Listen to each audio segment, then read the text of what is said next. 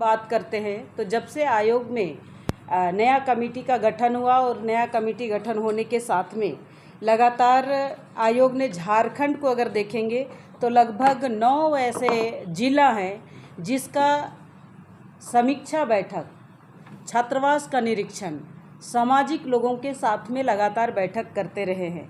उनमें से जैसे लोहरदगा, गुमला, खूंटी, सिमडेगा, ऐसे देवघर, जामताड़ा, साहेबगंज, गोड्डा और दुमका, ऐसे 9 जिला को हम लोग ने भ्रमण किया। आज आपके सामने में पूरी तरह से एक पत्रकार वार्ता करने के लिए बाध्य होना पड़ा, क्योंकि जो विषय संथाल परगना की है वो आप तक नहीं पहुंच पाती है। आज मैं बहुत ही हृदय विदारक बात भी आपको बताना चाहती हूं, और जिस तरह से संथाल परगना जल रहा है यह भी मैं बताना चाहती हूं। और संथाल परगना का जलने का कारण भी है कि पूरी तरह से साहेबगंज, गोड्डा, पाकुड़, दुमका, ऐसे जो जिला है कहीं ना कहीं डेमोग्राफी का परिवर्तन दिखाई दिया है। आयोग जिस तरह से आम व्यक्ति से, सामाजिक लोगों के साथ में बैठक करके और जनता के आवाज़ को सुनी है, साथ ही छात्रावास का निरीक्षण किया है और जिला प्रशासन के साथ जो बैठकें हुई है उस बैठक में सारे विषय सामने आए हैं।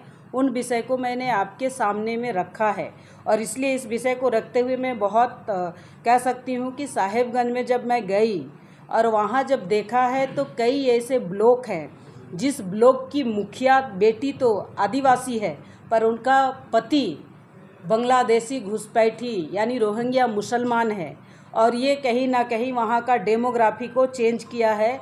मैं साहेबगंज के बारे में आपको बताना चाहती हूँ।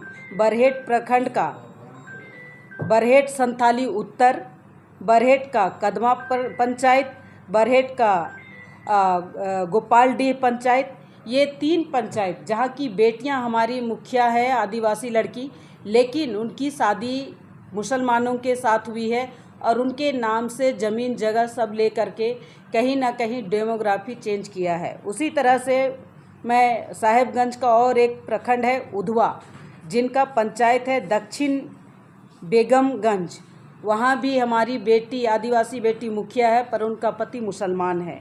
उसी तरह से राजमहल का लखीपुर ऐसे पंचायत है, लखीपुर पंचायत में भी बेटी हमारी आदिवासी मुखिया है पर उनका हस्बैंड मुस्लिम है।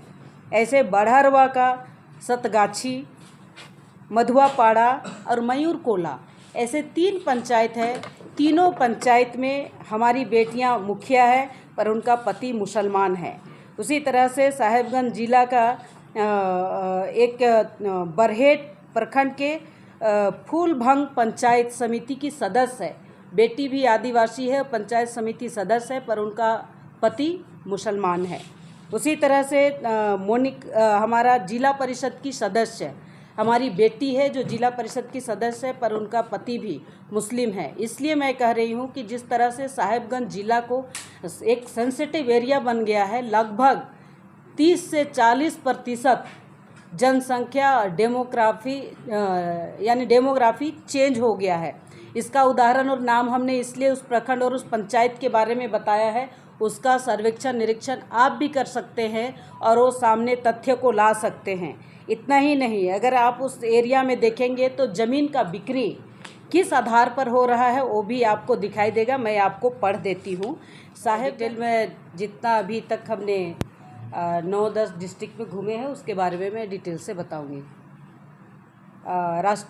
सबसे पहले आप सभी प्रेस के भाइयों बहनों का सबका स्वागत और अभिनंदन करती हूँ।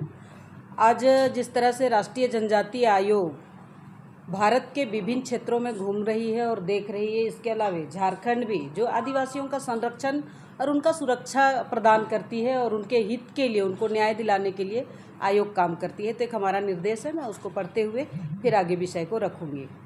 राष्ट्रीय अनुसूचित जनजाति आयोग भारत के संविधान के अनुच्छेद 338 के अंतर्गत एक संवैधानिक निकाय है। राष्ट्रीय अनुसूचित जनजाति आयोग अनुसूचित जनजातियों के संरक्षण के लिए गठित एक संवैधानिक निकाय है। आयोग को अपने कार्यविधि स्वयं निर्धारित करने का अधिकार है। संविधान के तहत इस आयोग को अनुसूचित जनजातियों का संविधान, किसी कानून अथवा सरकारी आदेश के तहत प्राप्त संरक्षणों एवं सुरक्षणों प्रोटेक्शन एंड सेफगार्ड के लिए क्रियान्वयन का अन्वेषण तथा निगरानी करने का भी अधिकार प्राप्त है। साथ ही आयोग अनुसूचित जनजातियों द्वारा प्राप्त विनिर्दिष्ट शक्तियों की जांच भी करता है। आयोग अनुसूचित जनजातियों के सामाजिक आर्थिक से जुड़ी योजना प्रक्रिया में भाग भी लेती है और सलाह भी देती है। आयोग की अनुशंसाएं संबंधित विभागों द्वारा की गई कार्रवाई की रिपोर्ट के साथ संसद के पटल पर रखी जाती है। संविधान के तहत किसी मामले का अन्वेषण करते समय आयोग को दीवानी न्यायालय की सभी शक्तियां प्रदत्त होती है, जैसे समन जारी करना, भारत के किसी भी भाग से किसी व्यक्ति को जांच हेतु आयोग के सामने उपस्थित करना, शपथ पर उनका परीक्षण कराना तथा किसी सार्वजनिक दस्तावेज को प्रस्तुत करना। आयोग के सामने दिए गए कथनों को शपथ पर दिया हुआ बयान माना जाता है। तो इसी आधार पर आयोग काम करती है। लोगों को आज जिस तरह से हम बात करते हैं सिद्धू कानू, चांद भैरव, फूलो जानू का, जिन्होंने 1855 का हूल क्रांति को लेकर के आए और उस क्रांति के साथ में देश और समाज को बचाने के लिए आज साहेबगंज एक हूल विद्रोह के लिए जाना जाता है। उसी जगह पर हमारा जो बेटी, रोटी और माटी का जो सवाल खड़ा हो रहा है वो कहीं ना कहीं एक बदलते डेमोग्राफी का एक कारण बनता है। उदाहरण के लिए साहेबगंज के मंडरो प्रखंड का तेतरिया मौजा है। तेतरिया मौजा का दाग नंबर 399, रकबा 5 कट्ठा 92 डिसमिल और खतियान है उनका देवस्थल जहर थान, जैसे हम लोग यहाँ सरना स्थल बोलते हैं, वो जहर थान है। वहाँ जमाबंदी किया है किसके माध्यम से?